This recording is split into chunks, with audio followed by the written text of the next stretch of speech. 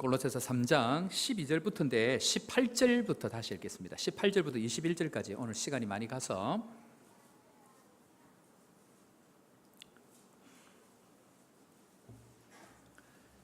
골로새서 신약성경 327면에 있습니다. 골로새서 3장 18절부터 21절까지 우리 다 같이 한번 읽도록 하겠습니다. 18절부터입니다. 아내들아 남편들에게 복종하라. 이는 주 안에서 마땅하니라. 남편들아 아내를 사랑하며 괴롭게 하지 말라.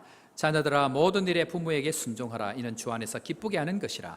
아비들아 너희 자녀를 노엽게 하지 말지 낙심할까 함이라. 아멘. 자, 영상 하나 준비했는데요. 저는 이 영상을 보면서 짧은 겁니다. 인생의 본질이 이와 같다 이 생각이 드는데 우리 방송실 영상 하나 준비되어 있으면 보도록 하겠습니다.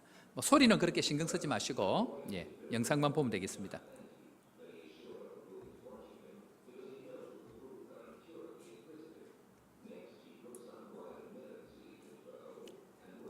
일명 원숭이 잡는 법입니다.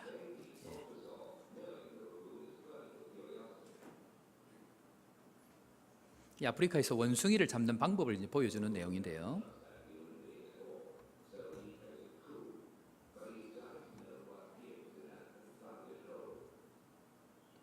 근데 구멍을 내놓고 저기에다 음식물을 넣어놓으면 원숭이가 이제 기다리고 있다 보면 저렇게 온다는 겁니다.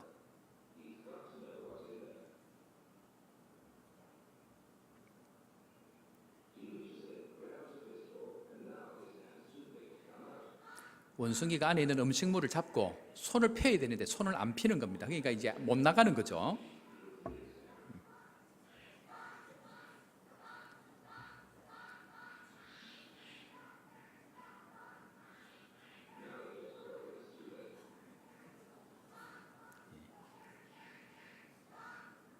까지 보겠습니다. 자, 저는 이 영상을 우연찮게 한번 보게 됐는데 우리 인생 자체가 뭔가를 잡으려고 달려가는 인생들은요 결국 잡히게 되어 있습니다. 뭔가를 잡으려고 잡은 그 순간 우리는 누군가에게 덫이 돼가지고 결국은 그것에 의해서 잡히게 되는 것이 우리의 인생이다 그 얘기를 하는데요.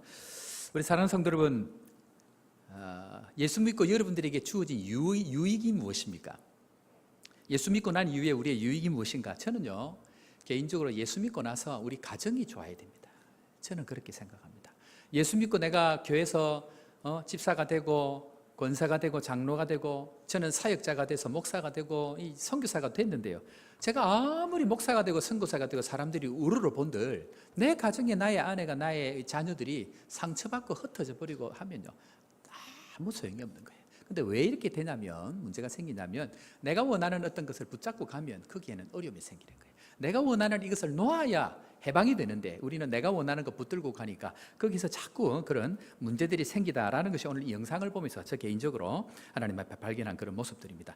그 가운데 오늘 우리가 읽지는 않는데 5절 말씀에 가보면요 이런 말씀이 나옵니다. 5절 말씀 우리 다 같이 한번 읽도록 하겠습니다.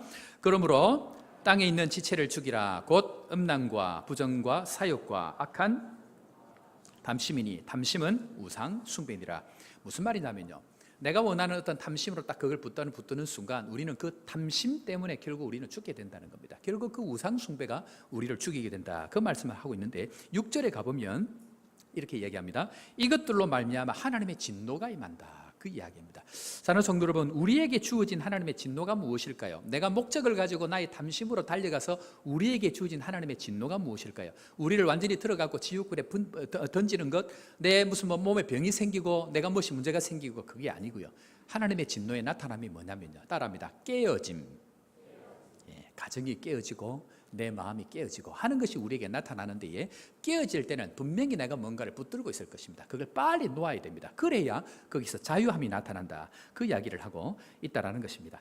그래서 오늘 이 말씀을 이 골로새서를 가만히 이렇게 따라 살펴가 보면요 뒤에 무슨 내용이 나오냐면 용서하고 또 관용하고 하는 이런 일들이 나오는데 제가 오늘 용서하고 또 관용하고 서로를 사랑하고 하는 것에 있어서 굉장히 중요한 관점을 하나 말씀을 드릴 텐데 보통 우리가 회개를 하고 또 은혜를 받을 때 우리는 늘 누가 중심이 됩니까?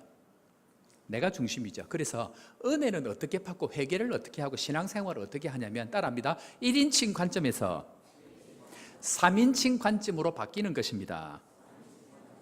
이전에는 모든 것이 회개를 해도 내 입장에서 회개를 하고 은혜를 받아도 내 입장에서 은혜를 받으니까 다 자기 중심인 거예요. 그러니까 그 사람 입장에서 성경은 산상수훈에 가보면 특별히 그런 말씀이 많이 나옵니다. 네 입장에서 예물을 드리다가 잘못한 게 생각나거든이 아니고 형제의 입장에서입니다. 은혜를 받아도 우리는 누구의 입장에서 받아야 됩니까? 나의 입장에서 은혜를 받는 것은 우상이 될 수 있습니다. 그래서 탐심이 될 수 있습니다. 누구의 입장에서 봐야 됩니까? 나의 아내의 입장에서, 나의 남편의 입장에서, 나의 자녀들의 입장에서 은혜를 받고 회개하는 것, 그것을 신앙생활이다, 그 이야기를 하고 있다는 것입니다. 때문에 우리가 하나님 앞에 나아갈 때에 늘 중요한 게 뭐냐면요, 내가 생각하는 것을 내려놓는 것, 그것은 굉장히 중요합니다. 제가 이제 이 설교를 준비하면서 하나님 앞에 회개한 게 제가 하나 있습니다. 그게 뭐냐면, 제가 한국에 와서 저도 모르는 사이에 이 목회가 저한테 일이 되고 우상이 되고 있다는 생각이 드는 거예요.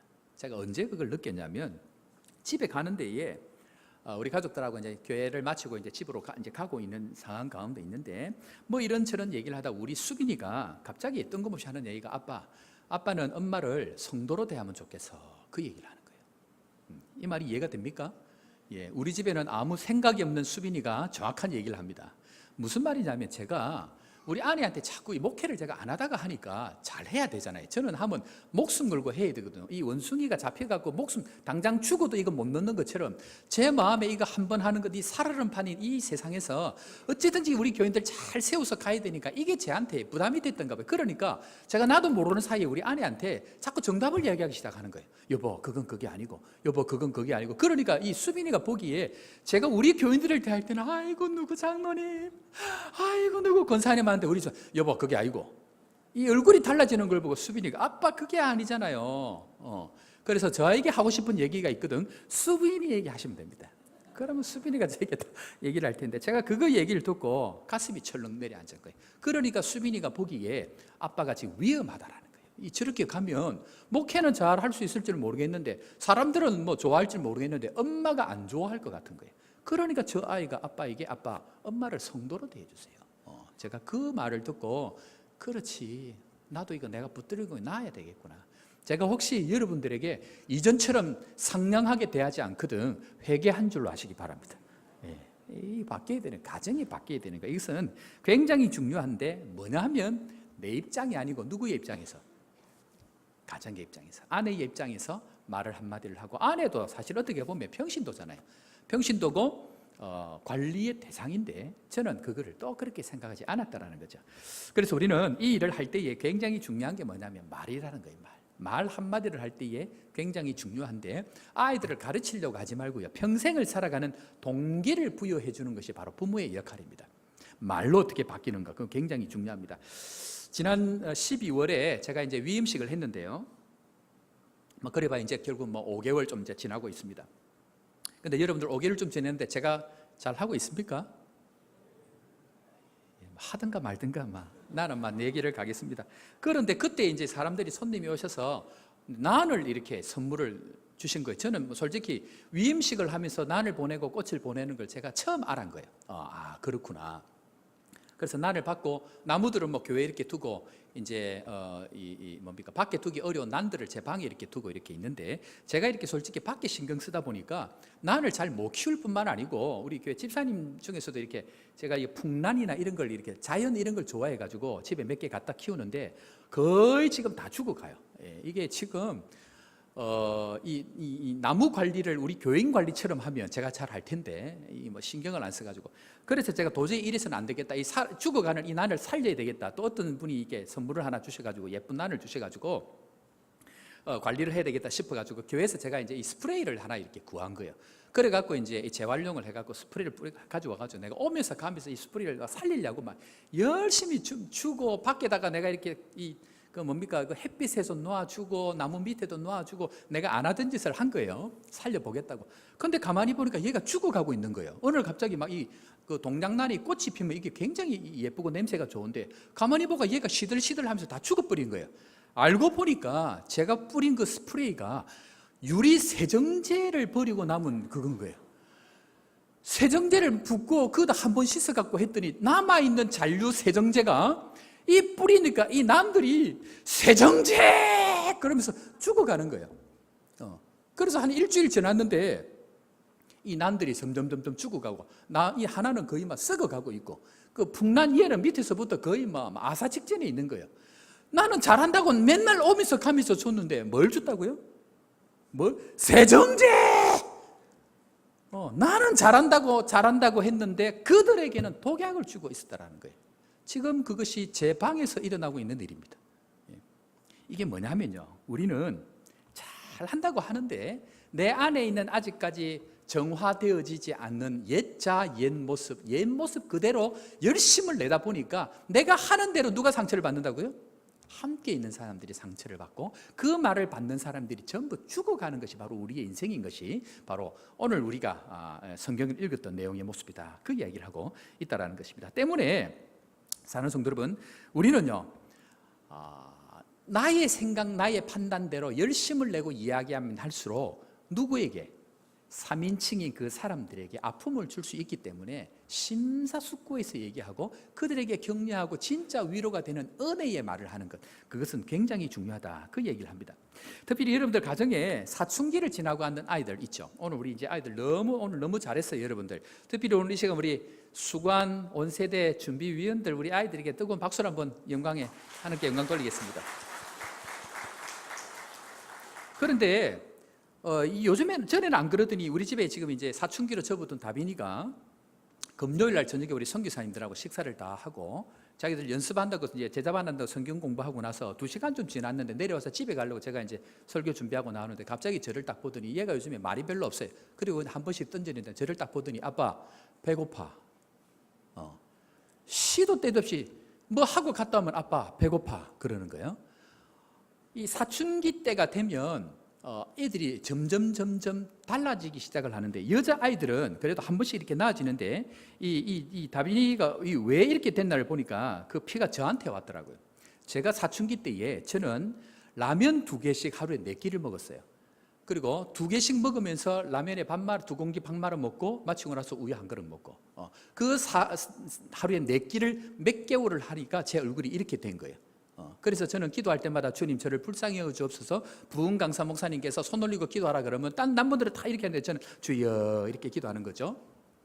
자, 그런 이제 과거를 지내놓으니까 저 아이들이 이제 그렇게 됐는데 다빈이는 여자아이니까 그나마 나아요. 그런데 남자아이들 키우는 여러분들 평생 처리 안 된다 생각하고 포기하시기 바랍니다. 남자아이들은 영이 어디 갔어? 영이 김정란 집사님, 김태현 집사님 일찌감치 포기하셔야 됩니다.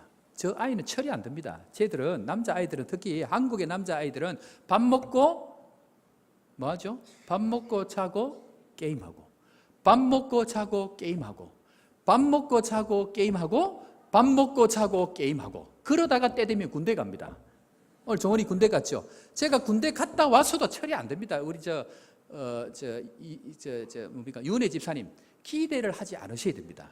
안 변합니다, 남자들은. 근데 남자가 언제쯤 처리될까요? 남자들이 언제쯤 처리되냐면 40대 중반쯤 되면 처리됩니다. 어느 장소에서 그걸 확인할 수 있는가? 아파트 쓰레기 버리는 데 가면 비닐봉다리 이렇게 하나씩 들고 와서 아이고 플라스틱을 어디다 버리더라. 이럴 때쯤 되면 그때 처리되는 겁니다. 근데 남자들은 절대로 그런 부분들이 소망이 잘 없는데 문제는 뭐냐면 그러는 동안 남자들은 그냥 가만히 두면 됩니다. 여자들이 뭔가를 말을 섞기 시작하는 그 순간부터 남자들 어떻게 될까요?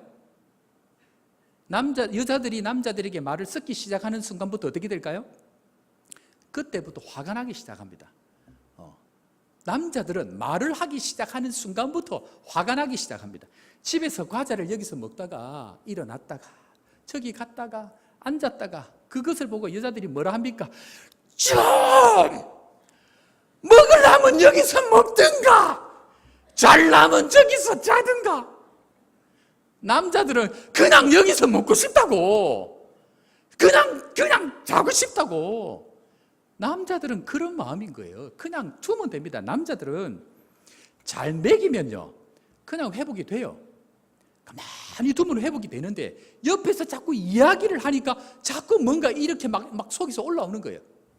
근데 여자들이 바꾸려고 하면 안 되고요. 누가 바꿉니까? 은혜가 바꿔야 되는, 은혜가 바꿔야 되는데 그걸 자꾸 내가 하려고 하니까 안 되는데, 저를 개인적으로 보니까요, 저를 붙들고 있는 게 뭐냐면 하나님께서 주신 은혜 가운데 은혜도 있지만요, 어린 시절에 부모님이 나에게 남겼던 말 한마디가 저를 붙드는 게 많아요. 누가 한 말 한마디가? 부모가 남긴 말 한마디가 저의 인생을 붙드는 거예요. 어느 날 아버지가 밖에 나갔다 오시더니 뭐라고 얘기하시냐면, 친구들하고 얘기를 하는데 친구들이 자기 아들 자랑을 엄청 하더래요. 자기 아들은 무슨 상도 받아오고 무슨 대학을 들어가고 막 얘기를 하는데, 그래서 아버지는 뭐라 그랬어요? 그랬더니 자랑할 게 없더래요.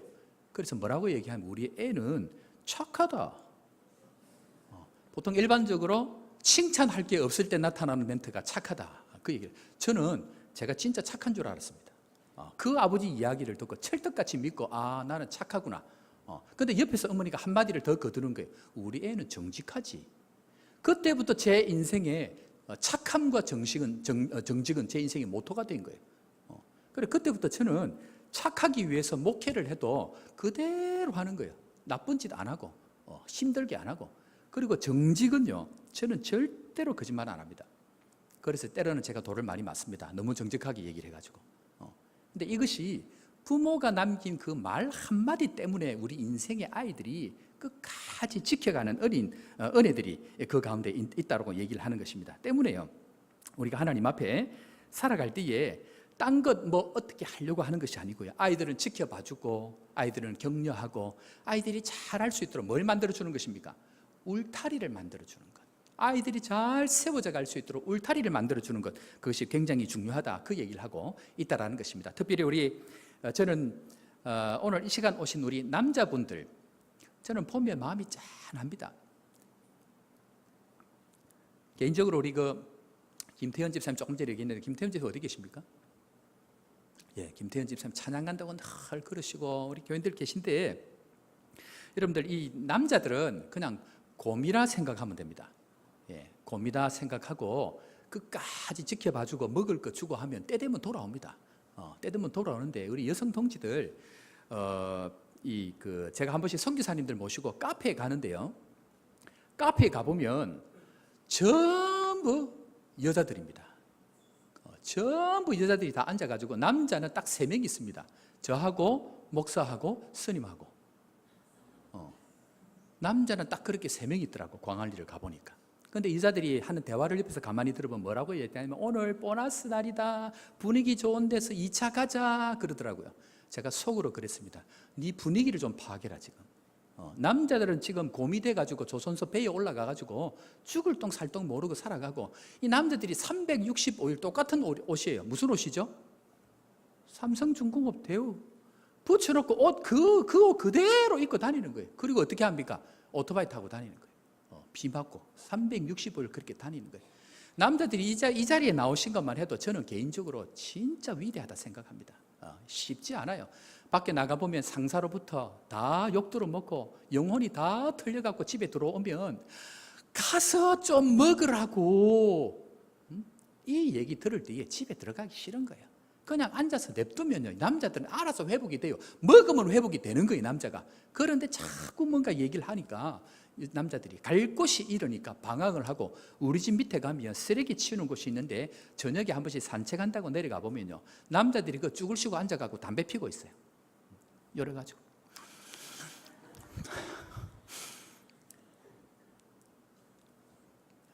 이 자리에 나와 계신 남성 동지 여러분들, 제 말이 틀렸습니까? 다 그렇게 힘들고 어렵게 사는데, 우리가 진짜 회복해야 될 게 뭐냐면요, 우리의 가정이 하나님 앞에 회복되어질 그때 진짜 하나님 앞에 온전한 모습으로 세워지고 예수 믿는 재미가 나는데, 남자도 세워지고 아이들도 세워지고 이런 모습들이 필요합니다. 끝으로 제가 개인적으로 기도할 때에 여러분들, 제가 언제 제일 비장해지는지 아십니까? 목사로서 기도할 때 내 목사의 정체성을 가지고 기도하면요, 주여 믿습니다 하나님 아버지 놀라운 은혜를 주시고, 이렇게 제가 기도를 하는데, 다빈이 수빈이 이름만 나오면 하나님 아버지 다빈이. 그때부터 부모의 정체성을 가질 때에 제 마음이 달라지는 거예요. 우리 너무 비장하게 하나님 앞에 살지 마시고 하나님 우리의 가정이 회복될 수 있도록, 떠났던 아이들, 우리의 남편, 우리 아내들이 주님 앞에 돌아오는 사람이 될 수 있도록 하나님 은혜를 주옵소서라고 그렇게 기도할 때에 가장 먼저 가정이 먼저 회복되고 가정이 하나님의 은혜로 축복의 통로가 되는 놀라운 가정이 될 때 하나님께서 놀라운 은혜로 우리의 심령들을 변화시킬 줄로 믿으시기를 주의 이름으로 축원합니다. 그래서 오늘 마지막으로 한번 말씀 18절부터 21절 말씀 우리 한번 더 읽겠습니다. 18절입니다. 다 같이 읽습니다. 아내들아 남편에게 복종하라. 이는 주 안에서 마땅하니라. 남편들아 아내를 사랑하며 괴롭게 하지 말라. 자녀들아 모든 일에 부모에게 순종하라. 이는 주 안에서 기쁘게 하는 것이니라. 아비들아 너희 자녀들을 노엽게 하지 말지니라. 낙심할까 함이라. 말씀을 우리가 잘 기억하고 다른 어떤 것보다 우리의 가정이 세워지는 은혜가 우리 가운데 있기를 주의 이름으로 축원합니다.